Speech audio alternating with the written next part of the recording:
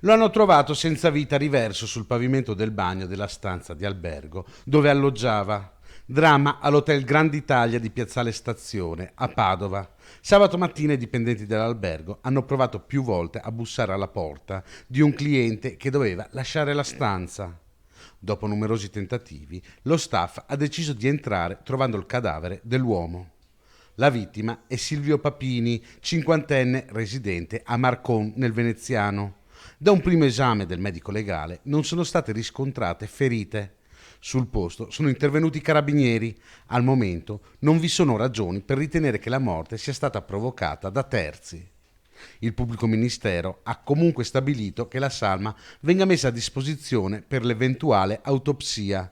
Il cinquantenne veneziano, secondo quanto ricostruito, era arrivato a Padova venerdì mattina e aveva chiesto una stanza all'Hotel Grand Italia che si trova proprio davanti alla stazione. Alcuni dipendenti dell'albergo lo avevano visto uscire per pranzo, ma nessuno aveva notato il suo rientro.